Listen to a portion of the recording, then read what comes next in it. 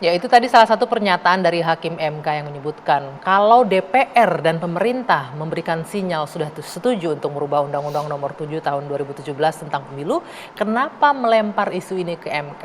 Itu juga menjadi pertanyaan bagi publik, ada apa sebenarnya di balik rencana uji materi ini perubahan terhadap Undang-Undang Nomor 7 Tahun 2017 mengenai pemilu. Ya, terutama klausul yang mengatur usia calon presiden dan calon wakil presiden yang 40 tahun tersebut. Nah, apakah ini berkaitan dengan nama putra Presiden Joko Widodo yang digadang-gadang menjadi calon wakil presiden atau masuk dalam bursa cawapres, dan apa pula sebenarnya alasan atau argumentasinya PSI melakukan uji materi ini, dan apakah ini akan menjadi karpet merah bagi Gibran untuk maju sebagai cawapres di pemilu mendatang? Kami akan membahasnya di dua sisi malam hari ini bersama saya, Dwi Anggia. Untuk berdiskusi malam hari ini sudah hadir sejumlah narasumber di studio bersama saya. Di sebelah kanan saya ada Bung Refli Harun, pakar hukum tata negara. Selamat malam Bung Refli. Malam. Terima kasih loh sudah hadir.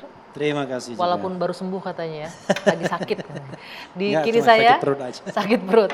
Ada Bung Dedek Prayudi, politisi PSI. Selamat malam. Selamat malam. Yang juga menjadi salah seorang yang mengajukan uji materi ini ya. Betul sekali. Ya. Betul sekali. Di ujung sana ada Bung Boni Hargens, pengamat politik. Selamat malam. Selamat malam, Bi.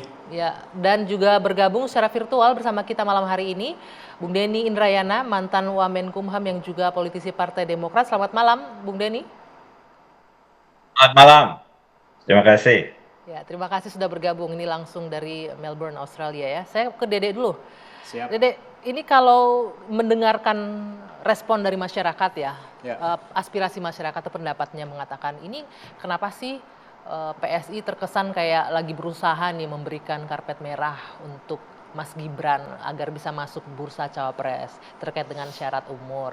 Dan kita tahu memang tidak hanya PSI, ada banyak ya, ada kepala daerah yang juga mengajukan, ada kemudian dari partai lain yang juga ikut mengajukan. Tapi kalau ditarik-tarik ujung-ujungnya nih kayaknya mengarah yang sama nih. Terlebih kemarin Pak Prabowo datang berkunjung ke PSI nih. Nah, semakin jelas lah itu isu-isu yang beredar. Gimana? Dijelaskan deh. Oke. Pertama-tama saya harus bilang ya bahwa ini adalah dua peristiwa politik yang berbeda ya. Terkait dengan kedatangan Pak Prabowo sendiri, ini baru baru kami dapatkan kabarnya itu kurang lebih beberapa hari sebelum, atau bahkan ada bilang seminggu sih, jadi paling lama itu seminggu ya. Seminggu sebelum kedatangan Pak Prabowo. Jadi nggak ada kaitannya dengan sidang di MK tanggal 2 Agustus kemarin ya. Nah, sekarang kita membicarakan peristiwa pengajuan judicial review ya. Terkait dengan batas minimum usia capres cawapres yang dilakukan oleh PSI yang dalam hal ini adalah atas nama saya ya. Oke. Awal mulanya Mbak, ini berawal dari sebuah diskusi kami yang sangat serius ya. Pada bulan Desember 2022 ketika kami bertanya, pemilu 2024 ini akan diisi oleh Gen Z dan milenial sebanyak 57%. Tapi yang menjadi ironinya adalah Gen Z dan milenial ini terkesan apolitis, ya. Mereka tidak merasa bahwa hiruk pikuk politik ini bersentuhan dengan kulit mereka. Lalu kami bedah sebabnya, dan nggak hanya satu sebab, ya. Ada beberapa sebab. Nah, sebab salah satu yang kami temukan menjadi bottleneck partisipasi dari Gen Z dan milenial itu adalah mereka ini kerap dianggap hanya sebagai objek politik. Bukan subjek politik.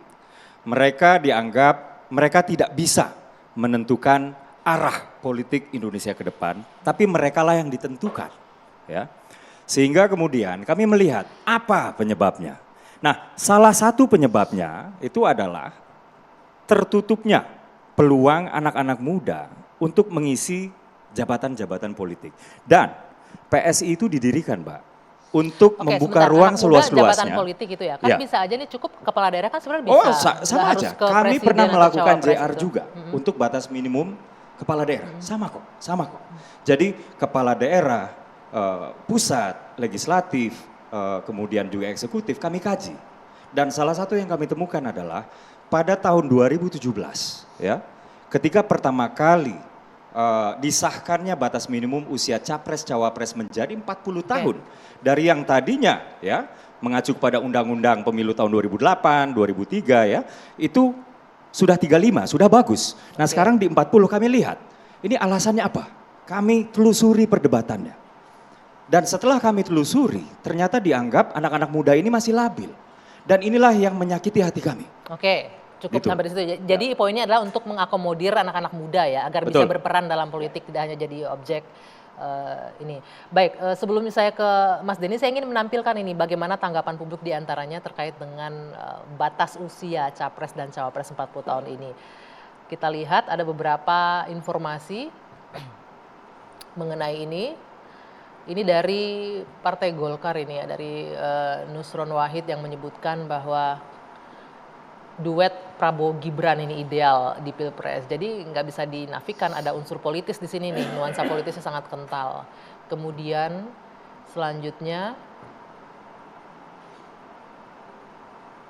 apa mungkin Gibran jadi cawapres Prabowo gitu ya, yang muncul di publik sekarang ini. Makanya ini akhirnya dikait-kaitkan nih Bung Dede ya. Selanjutnya, ya oke, itu beberapa di antaranya. Nah ini termasuk juga narasumber saya malam hari ini, Bung Denny. Bung Denny juga yang memiliki apa ya, kekhawatiran atau saya nggak tahu bocoran kali Bung Denny soal bahwa ini juga bagian dari karpet merah nih untuk kelangsungan dinasti politiknya Pak Jokowi dengan adanya otak-atik batas usia Capres dan Cawapres. Gimana Bung Denny? Terima kasih, Mbak. Jadi kita harus dudukan ini dari sisi hukum, tapi juga tidak boleh culun, tidak boleh meminggirkan aspek politiknya. Kenapa saya bisa bicara dua itu? Karena bidang yang saya pelajari, hukum tata negara memang tidak bisa melepaskan politik sebagai salah satu unsur yang mempengaruhi hukum. Dari sisi politik, ulangi, dari sisi hukum, kalau kita bicara umur, itu sebenarnya kasus-kasus yang mudah. Baru terakhir-terakhir ini Mahkamah Konstitusi agak bergeser. Sebelumnya yang bicara umur itu selalu pegangannya adalah open legal policy. Artinya itu adalah wilayah dari parlemen dalam proses legislasi untuk menentukan, bukan wilayah peradilan dalam proses adjudikasi. Kenapa? Karena umur ini tidak punya isu konstitusionalitas. Kenapa 40 yang lebih konstitusional? Kenapa tidak 35 kata teman-teman PSI? Nanti teman-teman PSI bilang itu ada 20 juta. Kalau diturunkan lagi, kenapa tidak 30 yang lebih konstitusional? Mungkin lebih banyak yang merasa didiskriminasi. Kalau 35 saja sudah banyak, kenapa 30 juta tidak lebih banyak lagi? Jadi kenapa tidak diturunkan sekalian 30? Atau kenapa 336 yang lebih konstitusional? Kenapa tidak 37? Jadi poinnya adalah umur itu tidak terkait dengan konstitusionalitas. Apa artinya? Dari sisi hukum tata negara, uji konstitusionalitas atau constitutional review itu mengatakan ada norma dalam undang-undang yang bertentangan dalam undang-undang dasar. Oke. Singkatnya, kalau dalam undang-undang dasar dikatakan umur calon presiden itu 35 dan undang-undang yang mengatakan 40, itu boleh diuji konstitusionalitasnya. Tapi pada saat undang-undang mengatakan tidak ada syarat umur, itu artinya diberikan ketentuan umur itu kepada undang-undang. Oke. Dan itulah kewenangan Mas yang Denny. disebut dengan open legal policy. Nah, saya potong Mas Denny. Kalau Itu menjawab dari sisi hukumnya. Nah, dari sisi politisnya, bagaimana kita tidak bisa melepaskan ini dari unsur politik juga nih? begini, karena pada saat dengan segala hormat ke teman-teman ya, saya memahami maksud membuat aspirasi kaum muda untuk maju. Tapi pada saat teman-teman PSI maju dan kita lihat bagaimana jejak-jejak politik teman-teman PSI, maka ada beberapa pertanyaan terkait dengan konsistensi. Jejak politiknya Satu, misalnya apa, Mas Denny? konsistensinya misalnya satu, pada saat bicara aspirasi kaum muda di satu sisi, pada sisi yang lain, teman-teman PSI pernah mengatakan mendukung kalau Presiden Jokowi bisa 3 periode.